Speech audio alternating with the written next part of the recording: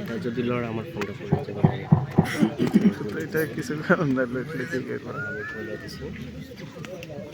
الحمد لله نحمده ونستعينه ونستغفره ونؤمن به ونتوكل عليه ونعوذ بالله من شرور أنفسنا ومن سيئات أعمالنا من يهده الله فلا مضل له ومن يضلله فلا هادي له ونشهد أن لا إله إلا الله وحده لا شريك له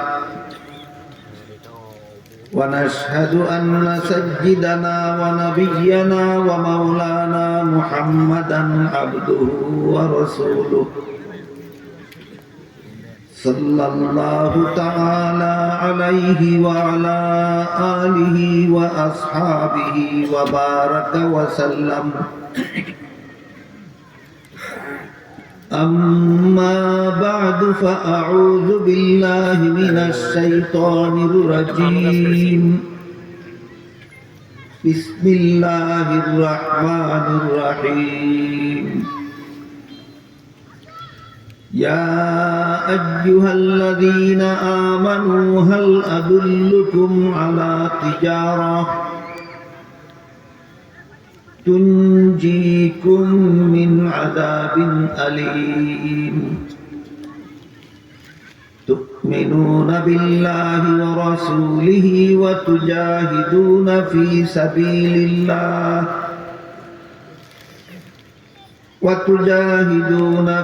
سبيل الله بأموالكم وأنفسكم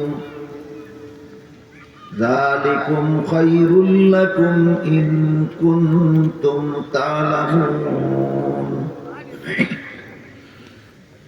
وقال رسول الله صلى الله عليه وسلم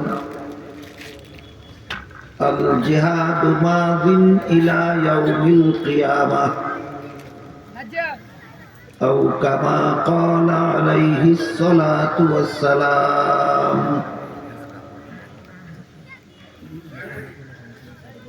হযরত উলামায়ে কেরাম মুহতারাম হাজিরিন এলাকার সর্বস্তরের মুসলমান ভাইয়েরা আমার ও আমার পর্দার আড়ালে বসা মা ও বোনেরা,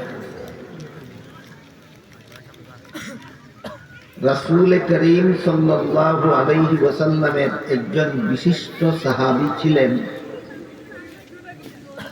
তার নাম ছিল উসমান ইবনে মাযউন রাদিয়াল্লাহু আনহু। রাসূলের তৃতীয় খলিফা উসমান যিনি, তিনি নন। রাসূলের তৃতীয় খলিফা যিনি উসমান, তিনি হলেন উসমান ইবনে আফফান। আর আমি যে সাহাবীর ঘটনা বলতে যাচ্ছি তিনি হলেন উসমান ইবনে মাযউন। এভাবে ইনভাইট করলে কিছু হয় না। উসমান ইবনে মাযউন রাদিয়াল্লাহু আনহু একবার রাসূলের দরবারে করি না, কতগুলি কাজের অনুমতি চাইতেছে। বললেন, ওগো আল্লাহর রাসূল, আপনার অনুমতি সাপেক্ষে আপনি অনুমতি দিলে আমি এই কাজগুলি করতে চাই। এক নম্বর কাজ হলো, আমি আমার স্ত্রীকে তালাক দিয়ে আমি দাম্পত্য জীবন থেকে বিচ্ছিন্ন হয়ে যেতে চাই। দুই নম্বর, অপারেশনের মাধ্যমে আমার সন্তান জন্ম দেওয়ার ক্ষমতা বিনষ্ট করে দিতে চাই। তিন নম্বর, আমি সংসার বিরাগী হয়ে যেতে চাই।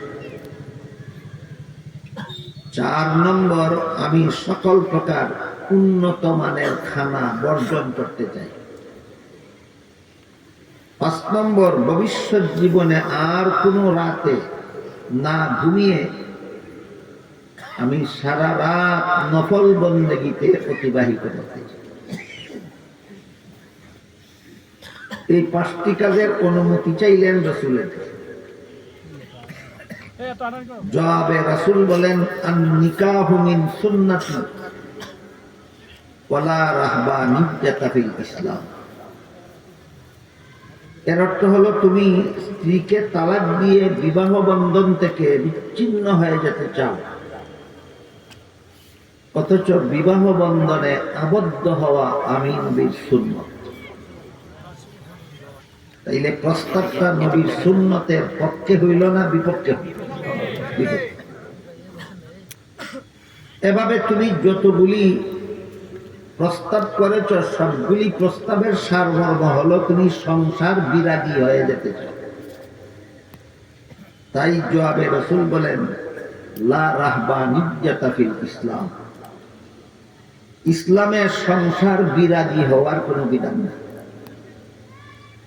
সংসার পরিচালনার মাধ্যমেই ইসলাম ধর্ম পালন করতে হয়। রাসূল এই জবাব দেওয়ার পর তিনি আরজ করলেন, তাহলে সংসার পরিচালনা করেই যদি আমার ইসলামের বিধান পালন করতে হয়, তাহলে আপনি আমাকে এমন একটা ব্যবসা শিক্ষা দিন, যেই ব্যবসাটা হবে জগতের অন্য সকল ব্যবসায়ের চেয়ে বড় লাভের ব্যবসা। উসমান ইবনে মাকউন রাদিয়াল্লাহু আনহুর এই প্রস্তাবের জবাবে আল্লাহ যে 2টি আয়াত নাযিল করেছেন, সেই 2টি আয়াত আমি আপনাদের সামনে তিলাওয়াত করি। আয়াত নাযিল করে আল্লাহ বলেন, ইয়া আইয়ুহাল্লাযীনা আমানু হাল আদুল্লুকুম আলা তিজারা। হে ঈমানদারগণ, রাসূলের সাহাবী উসমান ইবনে মাকউন রাসূলের কাছে এমন একটি ব্যবসা শিখতে চেয়েছে, যেই ব্যবসা হবে জগতের অন্য সকল ব্যবসায়ের চেয়ে বেশি লাভজনক। আমি রাসূলের পক্ষ থেকে নিজে আল্লাহ শুধু উসমানকে নয়, সারা দুনিয়ার সমস্ত মুমিন মুসলমানকে সেই ব্যবসাটা শিক্ষা দিতে চাই। সেই ব্যবসাটা ত্রিমুখী উপকারী ব্যবসা। 1 নম্বরে ব্যবসাটা হবে অন্যান্য সকল ব্যবসায়ের চেয়ে বেশি লাভজনক। 2 নম্বরে এই ব্যবসাটা হবে জাহান্নাম থেকে বাঁচার একমাত্র ব্যবস্থা। 3 নম্বরে এই ব্যবসাটাই হবে জান্নাতের খরিদ্দার হওয়ার ব্যবস্থা। এই ব্যবসায়ের মাধ্যমে তোমরা জান্নাতের খরিদ্দার হতে পারবে। এই ব্যবসায়ের মাধ্যমে তোমরা জাহান্নাম থেকে মুক্তি লাভ করতে পারবে, এবং এই ব্যবসাটা হবে অন্য সকল ব্যবসায়ের চেয়ে অধিক লাভের ব্যবসা। কি সে ব্যবসা, তার বিবরণ দিয়ে আল্লাহ বলেন, তুমিনুনা বিল্লাহি ওয়া রাসূলিহি ওয়া তুজাহিদুনা ফি সাবিলিল্লাহ। তোমরা আল্লাহ এবং আল্লাহর রাসূলের প্রতি ঈমান আনার পর জানে মালে আল্লাহর পথে জিহাদ করবে। এই জিহাদটাই হলো তোমাদের ত্রিমুখী উপকারী ব্যবসা। জানে মালে আল্লাহর পথে জিহাদ করাকে আল্লাহ এখানে ব্যবসা নামে আখ্যায়িত করে। এবং কতটা উপকারী? 3টা উপকারী। প্রশ্ন জাগে যে আমরা তো জানি জিহাদ একটা বিশেষ ইবাদত, আর ব্যবসা হলো বেচা কিনার নাম। এমন একটা ইবাদতকে আল্লাহ ব্যবসা বললেন কিভাবে? এখানে বেচা কিনার কি আছে? এই প্রশ্নের জবাব পাওয়া যায় অন্য আয়াতে। সেখানে আল্লাহ বলেছেন, ইন্নাল্লাহা আশতারা মিনাল মুমিনিনা আনফুসাহুম ওয়া আমওয়ালাহুম বিআন্না লাহুমুল জান্নাহ।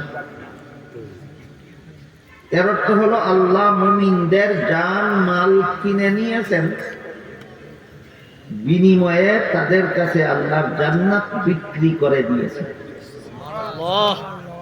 কাজেই জিহাদে অস্ত্র কেনার জন্য যে সম্পদ খরচ হয়, আর যুদ্ধের ময়দানে শত্রুর মোকাবেলা লড়াই করে যে সমস্ত মুসলমান মারা যায়, অস্ত্র কেনার খরচে গেল মাল, আর যুদ্ধ করতে গিয়ে শহীদ হওয়ার কারণে গেল জান। এই দুই জিনিসের বিনিময়ে আমি আমার জান্নাত তোমাদের কাছে বিক্রি করে দেব। এই ব্যাখ্যায় আল্লাহ জিহাদকে ব্যবসা বলেছে। এবার বলুন তো, এটা কি দুনিয়ার কোন ব্যবসা না জান্নাত কিনার ব্যবসা? এটা হইল জান্নাত কিনার ব্যবসা। বাকি রইল এই জিহাদ, যে জিহাদকে আল্লাহ জান্নাত কিনার ব্যবসা নামে আখ্যায়িত করেছেন, এটা কোন সময় মুসলমানদের উপর ফরজ হয়, কোন কোন মুসলমানদের উপর ফরজ হয়, কেন জিহাদ করবে, কিভাবে করবে, কাদের বিরুদ্ধে করবে, এই বিষয়গুলি সচরাচর আমাদের সমাজে আলোচনা হয় না।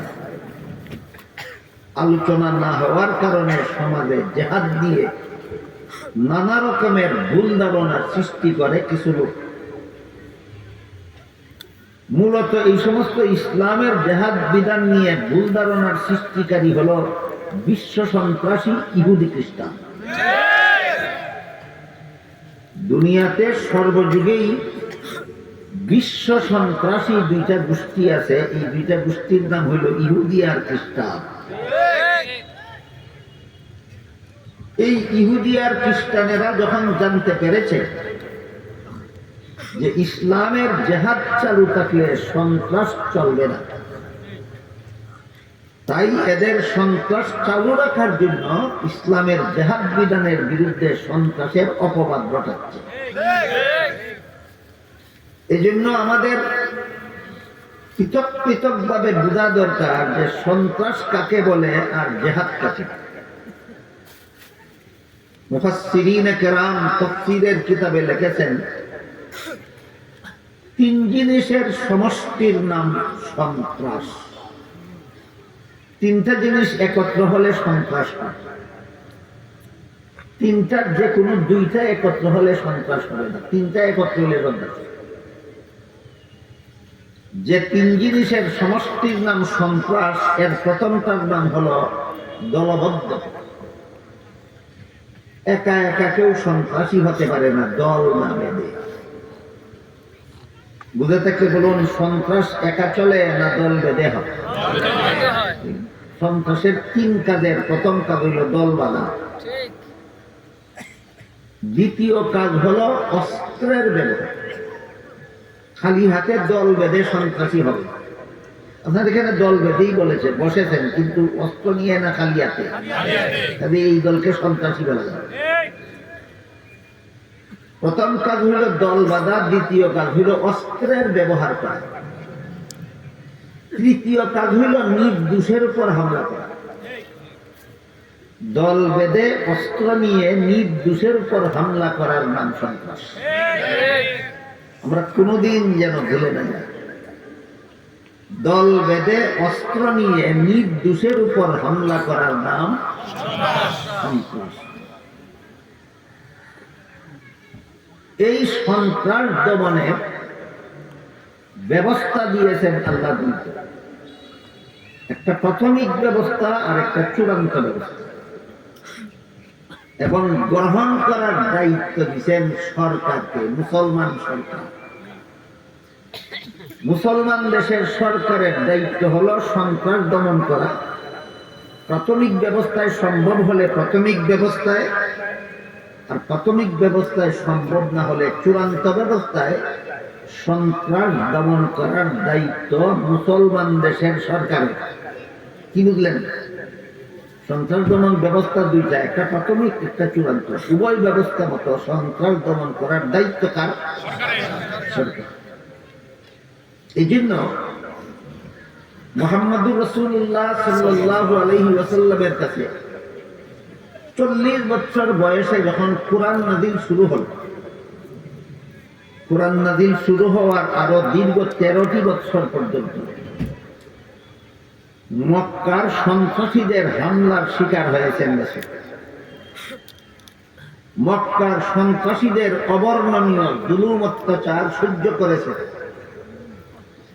কিন্তু জেহাদের হুকুম আল্লাহ নাযিল করেন।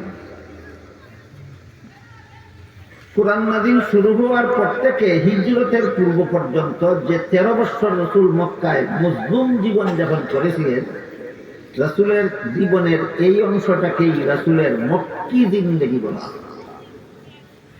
13 বছরের মক্কি জিন্দেগিতে রাসূল এবং রাসূলের অনুসারী নিরীহ মুসলমানেরা শুধু সন্ত্রাসীদের হামলা সহ্য করেছেন, সন্ত্রাস দমন ব্যবস্থা গ্রহণ করেননি, আল্লাহ ব্যবস্থা গ্রহণ করার অনুমতিও দেন। তার কারণ এই 13 বছরের মক্কি জিন্দেগিতে রাসূলের কোন সরকার ছিল না, মুসলমানদের কোন সরকার ছিল না, এই জন্য জেহাদের হুকুম আসে। কি বুঝলাম? তাহলে জেহাদের মাধ্যমে সন্ত্রাস দমন করার দায়িত্বটা কার? 13 বছরের মক্কি জিন্দেগিতে সন্ত্রাসীরা একাধারে 13 বছর জুলুম অত্যাচার করলো, সন্ত্রাসী হামলা করলো, রাসূল দমন করতে গেলেন না কেন? সরকার নেই। রাসূল দমন করতে গেলেন না কেন? তারপর 53 বছর বয়সে আল্লাহ রাসূল মক্কা শরীফ থেকে হিজরত করে মদিনা শরীফ গিয়ে একটা ইসলামী রাষ্ট্র প্রতিষ্ঠা করলেন। রাষ্ট্র পরিচালনার জন্য একটা সংবিধান রচনা করেন। ইতিহাসের ভাষায় সেই সংবিধানটার নাম ছিল মদিনা সনদ।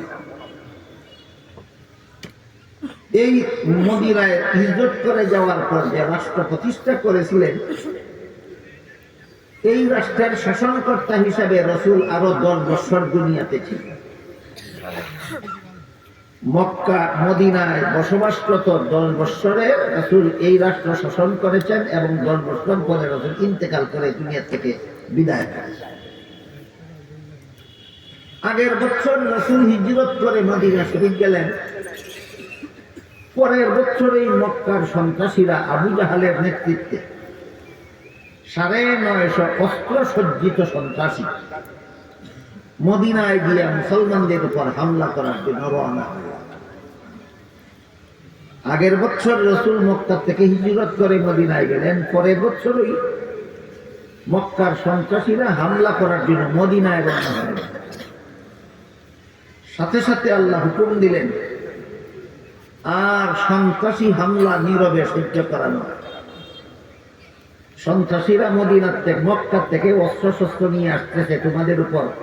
দীর্ঘ 13 বছর মক্কায় যেভাবে জুলুম অত্যাচার করেছিল, মদিনায় এসে সেই জুলুম চালু করার জন্য এইটা আর চালু রাখা যাবে না। এবার সন্ত্রাস দমনের জন্য আপনি জেহাদে বের হবেন। রাসূল করিম সাল্লাল্লাহু আলাইহি ওয়াসাল্লাম মদিনা শরীফ থেকে প্রায় নিরস্ত্র 313 জন নিরীহ মুসলমানদেরকে নিয়ে মোকাবেলার জন্য রওনা হয়ে গেল। বদরের প্রান্তরে উভয় পক্ষ মোকাবিলা, সন্ত্রাসীদের পক্ষে 950 আর রাসূলের পক্ষে 313। ওরা অস্ত্র সজ্জিত, এরা সামান্য নামকা অস্ত্রে সামান্য কিছু অস্ত্র, আর বাকি সব নিরস্ত্র। এই অবস্থায় সন্ত্রাসীদের সাথে রাসূলের অনুসারী মুসলমানদের যুদ্ধ হইল। 70টা সন্ত্রাসী নিহত, আরো 70টা মুসলমানদের হাতে বন্দী হইল, আর বাকিরা পলাইয়া গেল। এখান থেকে আরম্ভ হইল চূড়ান্ত পর্যায়ে জেহাদের মাধ্যমে সন্ত্রাস দমন ব্যবস্থা।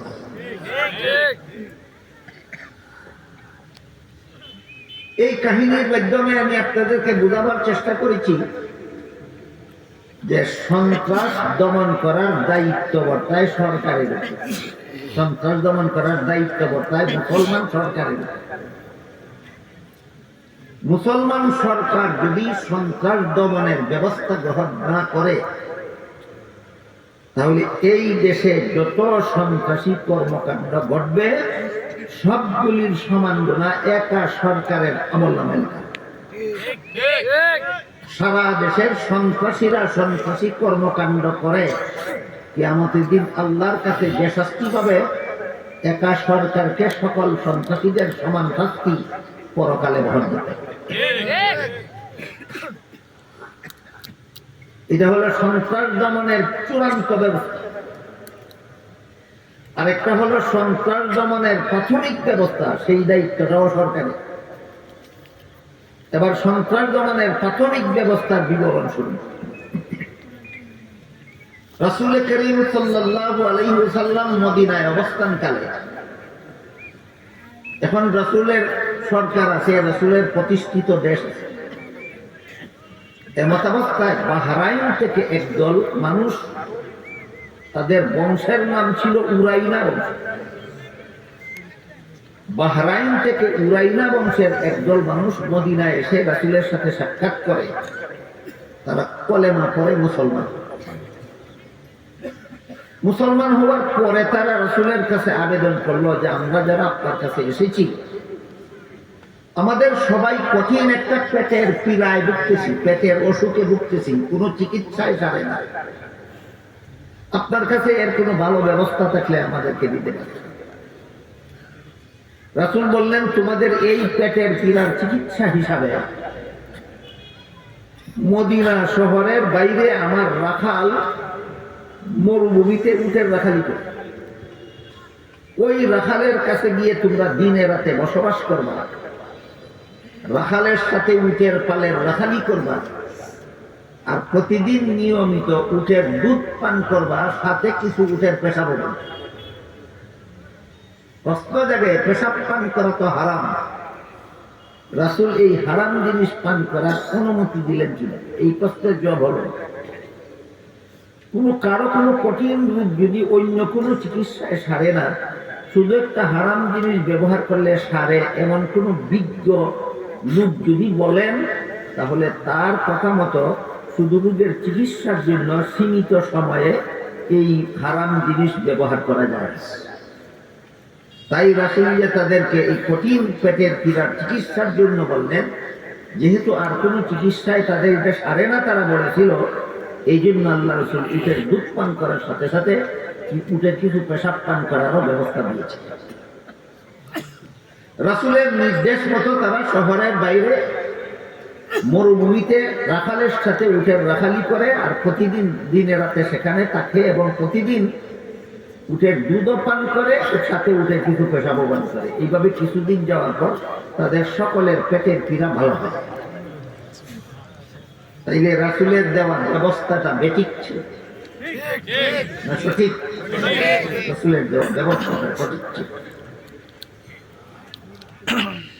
সুস্থ হওয়ার পরে তারা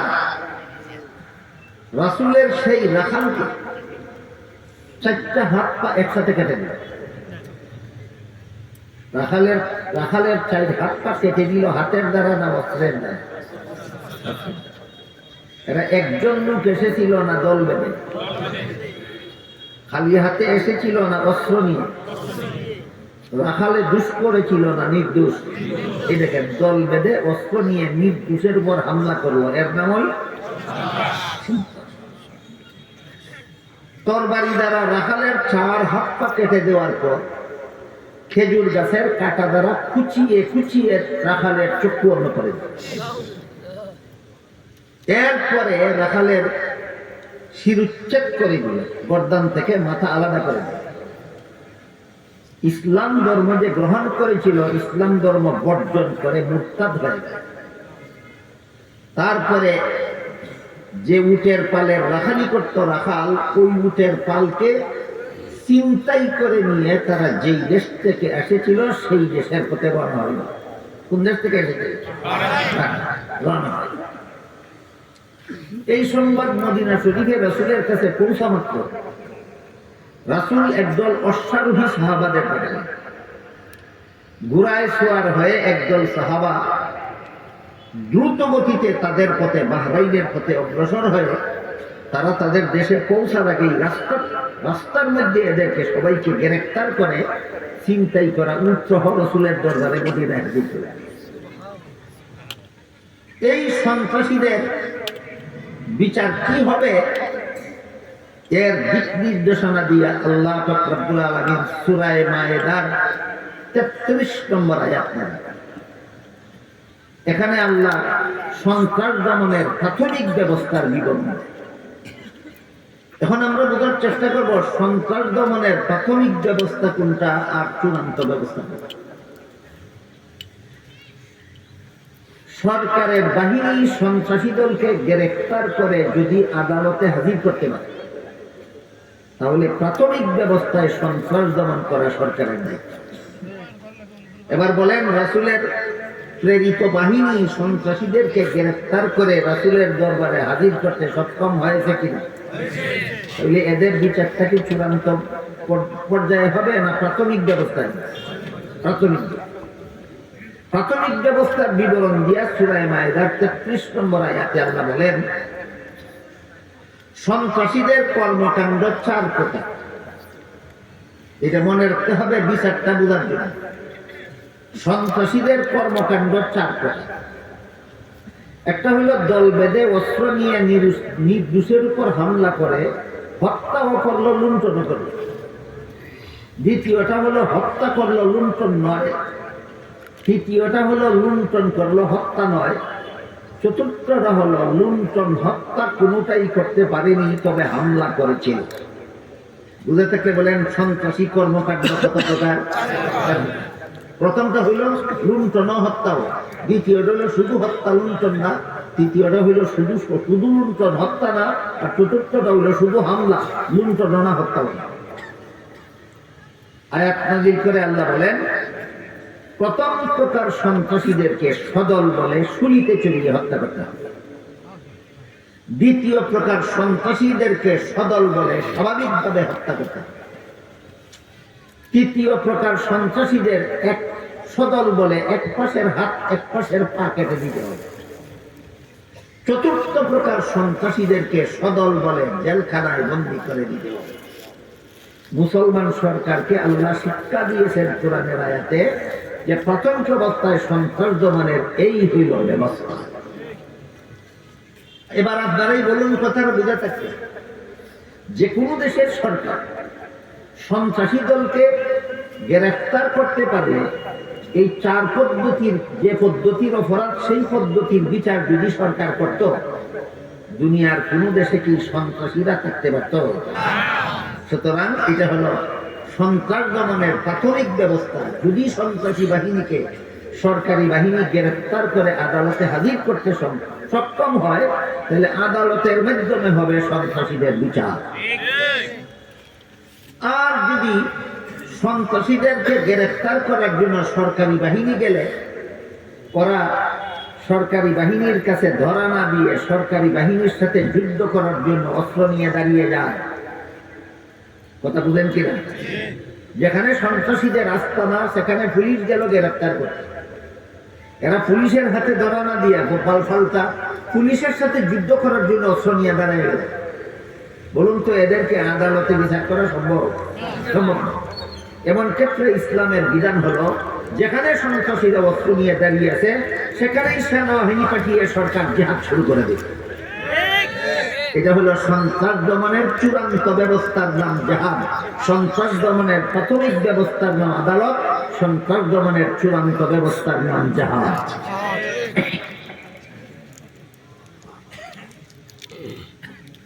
হাদিস শরীফে আল্লাহ রাসূল বলেন, আল জিহাদু মাদিন ইলা ইয়াউমিল কিয়ামা। ইসলামের জিহাদ বিধান কিয়ামত পর্যন্ত বলবৎ। কারণ আল্লাহর জানা আছে কিয়ামত পর্যন্তই সন্ত্রাসী দল উৎপন্ন হবে, এদের দমন করার এই 2 ব্যবস্থা থাকবে। হয়তো প্রাথমিক ব্যবস্থায় সন্ত্রাস দমন করতে হবে, আর না হয় চূড়ান্ত ব্যবস্থায় সন্ত্রাস। এই জন্য আল্লাহর ওহীর মাধ্যমে রাসূল করিম সাল্লাল্লাহু আলাইহি ওয়াসাল্লাম বলে দিয়েছেন, আল জিহাদু মাদিন ইলা ইয়াউমিল কিয়ামা। ইসলামের জিহাদ বিধান কিয়ামত পর্যন্ত বলবৎ। এতক্ষণে আমরা বুঝেছি ইসলামের জিহাদ বিধান প্রবর্তন হলো কেন? জবাব হইল সন্ত্রাস দমন করার জন্য। ইসলামে জিহাদের বিধান দেওয়া হলো কেন? সন্ত্রাস দমন। এই সন্ত্রাস আবার 2 রকমের আছে। একটাকে বলে তথ্য সন্ত্রাস, আর একটার নাম হলো অস্ত্র সন্ত্রাস। আমার কথা বুঝে থাকলে বলুন, সন্ত্রাস আবার কত প্রকার? একটার নাম তথ্য সন্ত্রাস, আর একটার নাম অস্ত্র সন্ত্রাস। উভয় সন্ত্রাসের বিরুদ্ধেই হয়তো আদালতে বিচার করতে হবে, আর না হয় জিহাদ। এবার আমরা বোঝার চেষ্টা করি তথ্য সন্ত্রাস কাকে। তথ্য সন্ত্রাস বলে দল আছে, অস্ত্র আছে, হামলাও আছে, কিন্তু হামলাটা মুসলমানের শরীরের উপর করে না। হামলাটা অস্ত্রের বলে দলের মাধ্যমে মুসলমানদের ইসলামী বিধিবিধান, ইসলামের আকীদা বিশ্বাসের উপর হামলা করে। যারা অস্ত্রের বলে এবং দলের মাধ্যমে ইসলামের বিধিবিধানের উপর হামলা করে তথ্যের মাধ্যমে, এটার নাম তথ্য সন্ত্রাস। যেমন আল্লাহ পাক রব্বুল আলামিন সূরা আহজাবের 33 নম্বর আয়াতের শুরুতে মুসলমান মহিলাদের সম্বোধন করে বলেন, ওয়াকারনা ফি বুয়ুতিকুম, মুসলমান মহিলারা তোমরা বসবাসের ঘরে থাকো। এটা ইসলামের বিধান।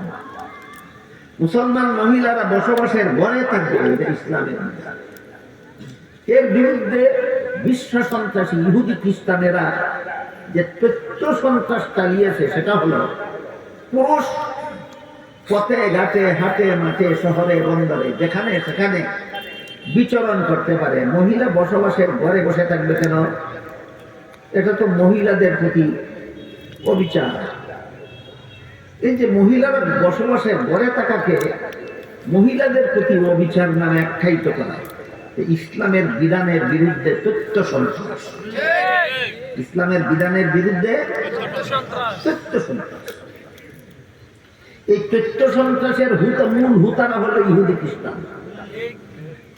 বর্তমান মুসলমান সমাজেও কিছু জ্ঞান পাপী আছে, এরাও ইহুদি খ্রিস্টানের সুরে সুর মিলিয়ে বলে পুরুষ পথে ঘাটে হাটে মাঠে যেখানে সেখানে বিচরণ করতে পারে, মহিলা বসবাসের ঘরে বন্দিশালা হয়ে বসে থাকবে কেন? এই ধরনের কথা যে সমস্ত মুসলমানেরা বলে, এরা নিঃসন্দেহে বিশ্ব সন্ত্রাসী ইহুদি খ্রিস্টানদের দালাল। যেহেতু আমাদের সরকার নাই, সন্ত্রাস দমন করার মন মানসিকতা সম্পন্ন সরকার নাই, তাই আমরা তথ্য সন্ত্রাসের জবাব তথ্যের মাধ্যমেই দিতে হবে। এটাই আলেমদের দায়িত্ব। তাই এই তথ্য সন্ত্রাসের জবাব তো আমি আপনাদেরকে শুনেছি। আল্লাহ সৃষ্টিগতভাবেই মহিলাদেরকে 5টা দায়িত্ব দিয়েছেন আলাদা, যেটার একটাও কোনো পুরুষে করার ক্ষমতা আছে। মহিলাদের 5টা দায়িত্ব আলাদা আছে, যার একটা দায়িত্ব পালন করার ক্ষমতা কোনো পুরুষের নেই। 1 নম্বর, প্রতি মাসে মাসে মাসিক ঋতুস্রাবের ঝামেলা শুনবে, এই দায়িত্বটা একচেটিয়া ভাবে আল্লাহ মহিলাকে দিয়েছে। 2 নম্বর, প্রতিটি সন্তানকে গর্ভে ধারণ, এটাও একচেটিয়া ভাবে আল্লাহ মহিলাদের দিয়েছে।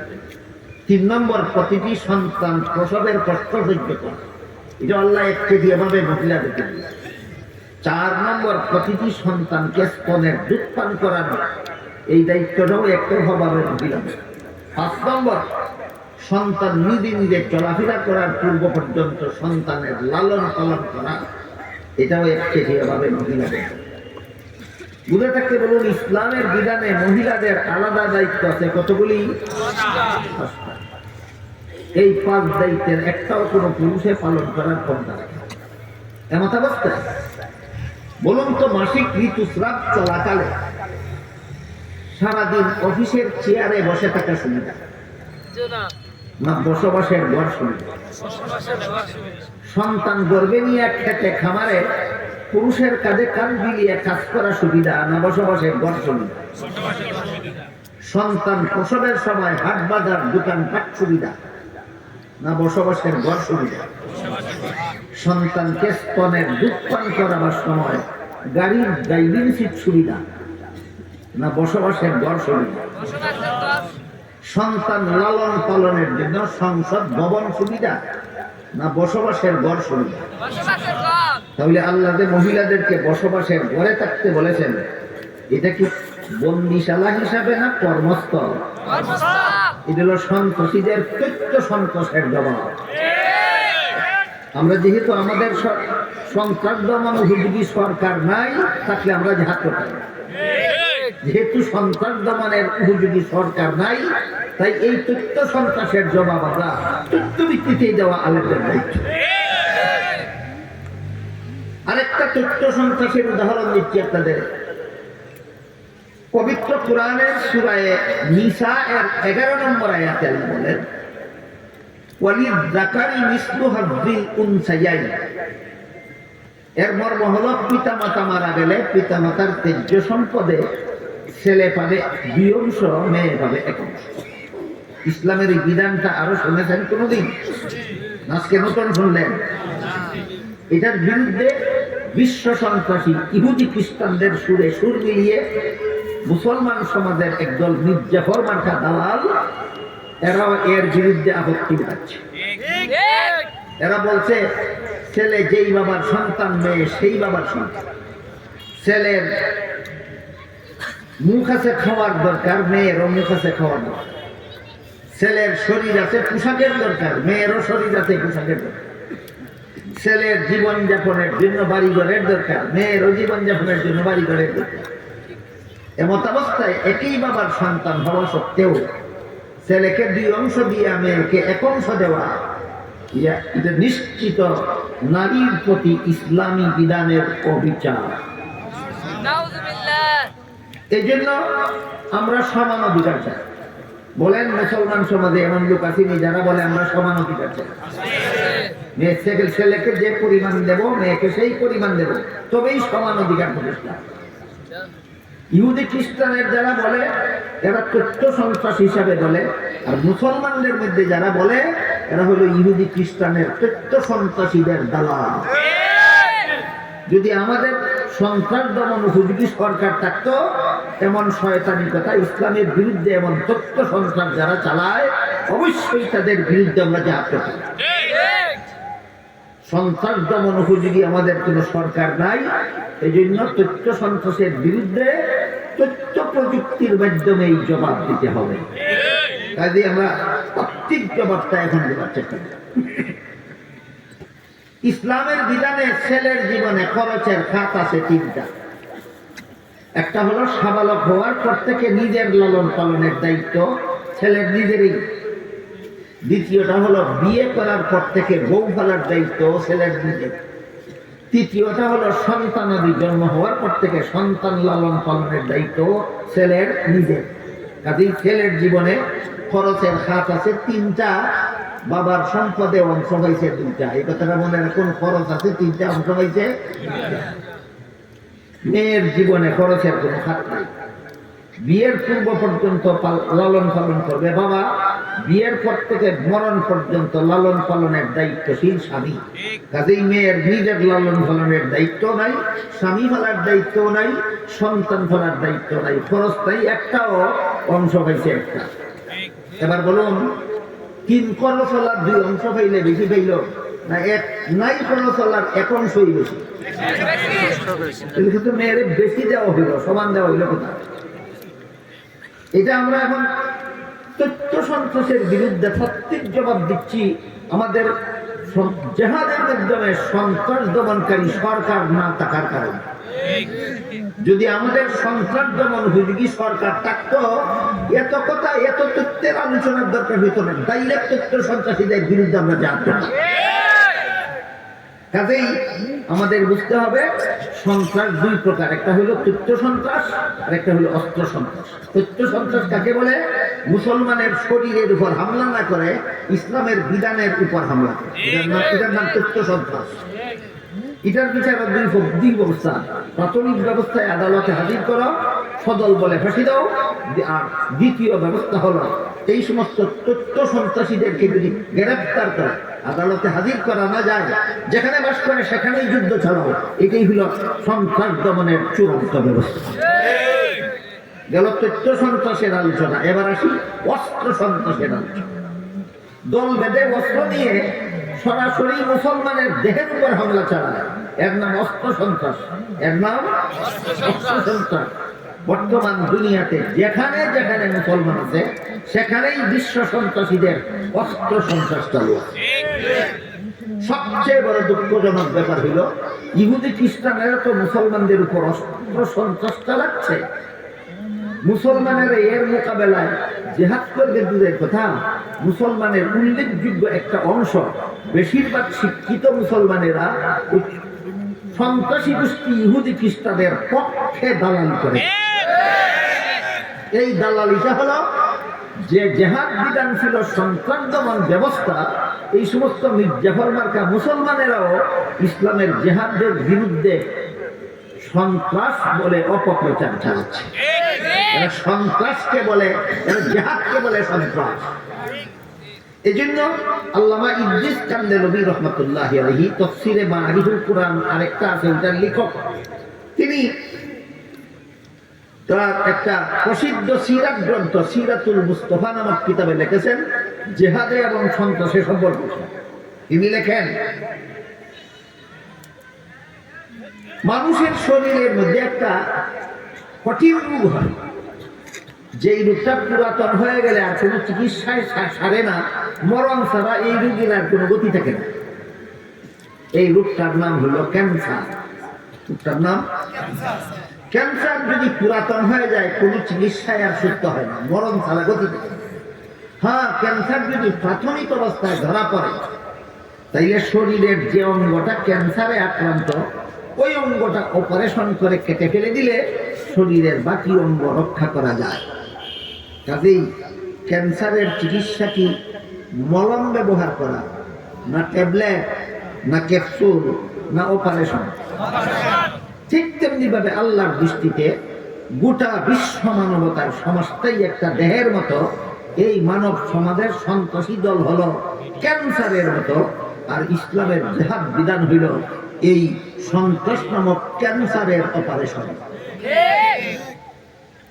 আবার বলি, আল্লাহর দৃষ্টিতে মানুষের সমাজটা একটা শরীরের। এই সমাজে যতগুলি সন্ত্রাসী আছে সবগুলি সমাজ দেহের ক্যান্সার, আর ইসলামের জেহাদ বিধান এই সন্ত্রাস নামক ক্যান্সারের অপারেশন।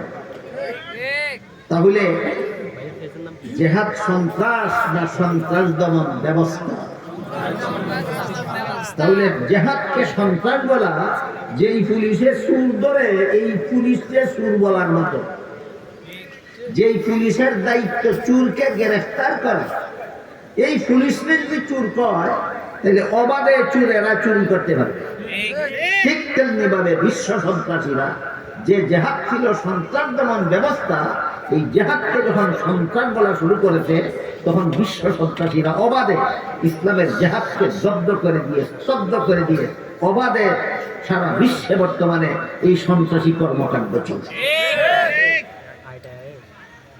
2001 সালের 11 সেপ্টেম্বর 2001 সালের 11 সেপ্টেম্বর বিশ্ব সন্ত্রাসী আমেরিকা আফগানিস্তানের মুসলমানদের উপর সন্ত্রাসী হামলা চালায়। মনে আছে কারো আপনাদের? কোন দোষ ছিল আফগানি মুসলমানদের? কোন দোষ? নির্দোষ। আমেরিকার লাল কুত্তারা একা একা এসেছিল আফগানিস্তান, না দল বেঁধে? খালি হাতে এসেছিল না অস্ত্রে? দোষীর উপর হামলা করেছিল না নির্দোষ? পাওয়া গেল কিনা সন্ত্রাস? তাহলে আফগানিরা সন্ত্রাসী না আমেরিকানরা সন্ত্রাসী? নিরীহ নির্দোষ মুসলমানদেরকে সন্ত্রাসী বলে কেন? বিশ্ব মানবতার বিবেকের চোখে ধুলা পড়া দেওয়া।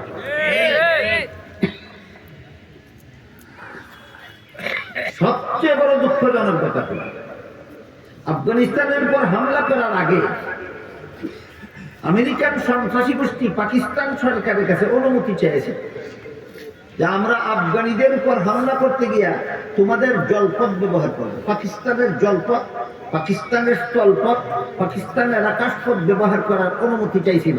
পাকিস্তান সরকার বিশ্ব সন্ত্রাসী আমেরিকাকে অনুমতি দিয়ে দিয়েছিল, আমাদের জলপথ ব্যবহার করো, আমাদের স্থলপথ ব্যবহার করো, আমাদের আকাশপথ ব্যবহার করো, আফগানি মুসলমানদেরকে ইচ্ছা মতো মারো, আমাদেরকে মারো। বলেন আমেরিকার হামলার জন্য বেশি দুঃখ না পাকিস্তান সরকারের মতো মির্জাফরের জন্য বেশি দুঃখ? এই সমস্ত মির্জাফরদের কারণে ইসলামের জেহাদ বিধান বাস্তবায়ন করা যাচ্ছে না, পৃথিবীর মাটি থেকে সন্ত্রাসকে নির্মূল করা যাচ্ছে না।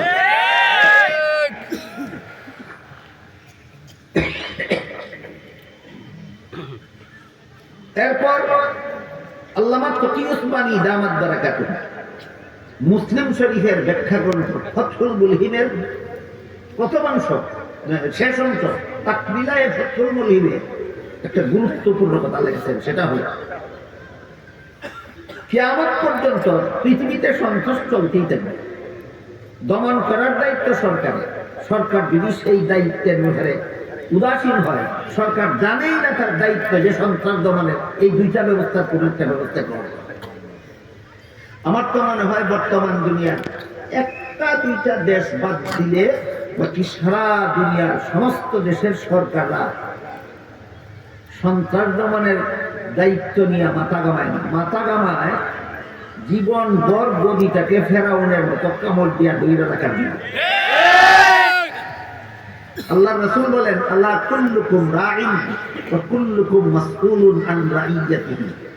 গদিতে যারা বসা থাকো, 2 দিন বসা থাকো আর 2 বছর বসা থাকো, 2 যুগ বসা থাকো আর জীবন ভর বসা থাকো, যতদিন পর্যন্ত তুমি গদিতে বসা ছিল ততদিন পর্যন্ত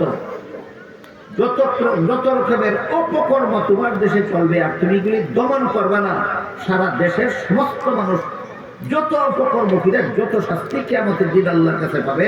যেই সরকারে দেশের অপকর্ম বন্ধ করলো না, একা সেই সরকারকে সকল অপকর্মকারীদের সমান শাস্তি পরকালে করতে হবে। কাজে গদি খামড় দিয়া ধরে রাখাতে লাভ নাই। যদি নিরীহ মানুষকে সন্ত্রাসের হাত থেকে রক্ষা করা না যায়। ফেরাউন কি মিশরের গদি কামড় দিয়া ধরে রাখছিল না? কতদিন? 400 বছর। বলুন, ফেরাউন মিশরের শাসন ক্ষমতা গদি কামড় দিয়ে ধরে রেখেছিল কতদিন? 400 বছর। হযরত মুসা আলাইহিস সালাম আল্লাহকে বললেন, আল্লাহ এই বেঈমানটাকে ধরো না কেন? দেখেন খুব চমৎকার একটা প্রশ্ন উত্তর দিল। কিয়ামত পর্যন্ত এই প্রশ্ন উত্তরের মধ্যে আমাদের জন্য শিক্ষণীয়। মুসা আলাইহিস সালাম আল্লাহকে জিজ্ঞেস করলেন, আল্লাহ এই বেঈমানটাকে তোমার গজবের হাতে ধরো না কেন? আল্লাহ মুসা আলাইহিস সালামকে বললেন, মুসা আমি ধরব, আমি ছেড়ে দেই না, ছাড় দেই। কি দেই না? কি দেই? ছেড়ে দেই না, ছাড় দেই। ছেড়ে দেই না, ছাড় দেই। আমি ছেড়ে দেব না, তারে ধরব। তবে ধরতে একটু দেরি করছি কেন, ছাড় দিছি কেন? শুনো, এই বেঈমানে নিজেরা খুদা দাবি করার আগে তার বাড়িতে যে একটা গেট নির্মাণ করেছিল, সেই গেটের মধ্যে খুদাই করে বিসমিল্লাহ লিখেছিল। সেই খুদাই করা বিসমিল্লাহটা তার গেটে এখনো লেখা আছে। এই যে আমার নামটা গেটে লিখেছিল, আমার নামটা এখনো গেটে রয়ে গেছে, এই জন্য তো ছাড় দিয়েছি, ছেড়ে দিছি না। যেদিন ধরব সেদিন থেকে আর রক্ষা হবে না। যেদিন ধরব সেদিন থেকে আর রক্ষা হবে না। শেষ পর্যন্ত আল্লাহ যেদিন ধরলেন, লোহিত সাগরের তলায় পরে যখন নাকানি চুবানি খাওয়া শুরু হইল, ফেরাউন বলতে লাগলো, আমি খোদা নই, মুসার খোদাই খোদা। জিবরিল সাগরের তলার থেকে কাদামাটি মুখ দিয়ে ঢুকাইয়া বলল, আল-আন ওয়াকাদ কাফারতা মিন কাবলু, এতক্ষণে মনে হইছে তুই খোদা না কুমার, এতদিন 600 বছর ছিলে কোথায়? বুঝে থাকলে বলেন, গদি কামড় দেয়া ধরে রাখাই জীবন সার্থক? যদি হতো গদিটারে কামড় দেয়া ধরে রাখতে পারার নাম যদি সার্থকতা হইতো, ফেরাউন বর্তমান দুনিয়ার ফেরাউনদের আগে সার্থক হইয়া যেত। এই জন্য আল্লামা তকি উসমানী তাকবিলায়ে ফাথুল মুলহিম কিতাবে লিখেছেন, কিয়ামত পর্যন্ত সন্ত্রাস দমনের দায়িত্ব যেহেতু সরকার যদি এই দায়িত্বের খবর রাখে না, সরকার শুধু গদিটা কামড় দেয়া ধরে রাখার দায়িত্ব বুঝে, সন্ত্রাস দমনের দায়িত্ব বুঝে না, এমত অবস্থায় মুসলমানদের কি করতে হবে, করণীয়টা কি? তিনি লিখেছেন, দেখো তোমার সমাজের অবস্থা যদি মক্কি জিন্দেগির মতো হয় তাহলে মক্কি জিন্দেগির মতো বরদাস্ত করবে, আর তোমার সমাজের অবস্থাটা যদি মদনী জিন্দেগির মতো হয় তাহলে স্বয়ং সরকারের বিরুদ্ধেও তোমাদেরকে জেহাদে নামতে হবে। তাহলে যে কোনো মুহূর্তেই জেহাদে নামতে হবে না, মক্কি জিন্দেগি আর মদনী জিন্দেগির আদর্শ স্মরণ রাখতে হবে। মক্কি জিন্দেগির কি আদর্শ ছিল? আমার সরকারও নাই, আমার যারা শাসন করে এদের মোকাবেলা করার মতো অস্ত্রও নাই, সৈনিকও নাই। এমত অবস্থায় আল্লাহ বলেন, লা তুলকু বিআইদিকুম ইলা তাহলুকা, তোমরা নিজেরা নিজেদের ধ্বংসের পথে ফেলে দিও না। এই আয়াতের 2 তাফসীর। লা তুলকু বিআইদিকুম ইলা তাহলুকা, এই আয়াতের এই অর্থ হলো হে মুসলমানেরা তোমরা নিজেদের হাতে নিজেরা ধ্বংসের মুখে ঠেলে দিও না। কিন্তু তাফসীর দুইটা উল্টা পাল্টা। এক তাফসীর হলো তোমরা যে সমাজে বাস করো এই সমাজের অবস্থার যদি মক্কি জিন্দেগির মতো হয় আর জেহাদের ঘোষণা করে বসো তাহলে ধ্বংস হয়ে যাবে। তোমাদের সৈনিক নাই, অস্ত্র নাই, পরিবেশ পরিস্থিতি নাই, তোমাদেরকে কচু কাটা দিবে। তাহলে এই অবস্থায় তোমরা জেহাদের ঘোষণা দিলে তোমরা নিজেদেরকে নিজেরা ধ্বংসের মুখে ঠেলে দিবা। এই অবস্থায় মক্কি জিন্দেগির আদর্শ গ্রহণ করো, ধৈর্যের সাথে দাওয়াত ও তাবলীগের কাজ চালাও। আর যদি অবস্থা এমন হয় যে তোমাদের ওই ইংরেজ সরকারের বিরুদ্ধে যেভাবে ভারতের 10 কোটি মুসলমান একসাথে জেহাদে নেমে যাচ্ছে, আমাদের স্বাধীনতা আন্দোলন, ভারতীয় উপমহাদেশের স্বাধীনতা আন্দোলন, শাহ আব্দুল আজিজ ফতোয়া দিলেন ইংরেজ সরকারের বিরুদ্ধে জেহাদ ঘোষণা করলাম, একটা মুসলমানের জন্য জেহাদে অংশগ্রহণ না করে বেঁচে থাকা হালাল হবে না। শাহ আব্দুল আজিজের ফতোয়ার ভিত্তিতে তৎকালীন উপমহাদেশের 10 কোটি মুসলমান একসাথে সরকারের বিরুদ্ধে জেহাদে ঝাঁপিয়ে পড়েছে। শেষ পর্যন্ত আল্লাহ বিজয় দান করেছে। কারণ ওই সময় এমন পরিবেশ পরিস্থিতি ছিল, ইংরেজ সরকারের বিরুদ্ধে যুদ্ধ করার, লড়াই করার মতো সেনাবাহিনীও ছিল, অস্ত্রও ছিল, বিদেশি সাহায্য সহযোগিতার প্রতিশ্রুতিও ছিল। তাই তকি উসমানী তকমিলার মধ্যে লিখেছেন, যদি এইরকম পরিবেশ পরিস্থিতি পাও যে সরকার বদ্দিন, সরকার ইহুদি খ্রিস্টানের দালাল, সরকার নিজেই ইসলামী বিধানের বিরুদ্ধে বিদ্রোহ করে, তাইলে দেখো মদনী জিন্দেগিতে রাসূল যে সুযোগ সুবিধা পেয়েছিলেন তোমাদের হাতে সেই সুযোগ সুবিধা আছে কিনা, তোমরা সেই রকম অস্ত্র তাদের মোকাবেলা করার মতো অস্ত্র তোমাদের আছে কিনা, তাদের মোকাবেলা করার মতো সেনাবাহিনী তোমাদের আছে কিনা। যদি থাকে জেহাদে ঝাঁপিয়ে পড়ো। এমত অবস্থায় জেহাদের না পড়লে, জেহাদ না করলে তোমরা নিজেদেরকে নিজেরা ধ্বংসের মুখে ঠেলে দিবে। কাজেই তোমরা নিজেরা নিজেদেরকে ধ্বংসের মুখে ঠেলে দিও না। এই আয়াতের দুই তাফসীর। এক তাফসীর হলো মুক্তি জীবনের পরিবেশ যদি হয় তাহলে জেহাদের ঘোষণা দিলে ধ্বংস হইবা, আর মদনী জিন্দেগির পরিবেশ যদি হয় তাহলে জেহাদ ঘোষণা না করলে তোমরা বিপদগ্রস্ত হইবা। আল্লাহ আপনাদের আমাদের সবাইকে রাসূলের মক্কি জিন্দেগির অবস্থা বিবেচনায়, মদনী জিন্দেগির অবস্থা বিবেচনায়, হয়তো দাওয়াত ও তাবলীগের মাধ্যমে আর না হয় জিহাদের মাধ্যমে ইসলামের জান্নাতকে বুলন্দ রাখার তৌফিক দান করুন। সবাইকে আমিন। সুবহান রাব্বিকা রাব্বিল ইজ্জাতি আম্মা ইয়াসিফুন ওয়া সালামুন আলাল মুরসালিন ওয়ালহামদুলিল্লাহি রাব্বিল আলামিন।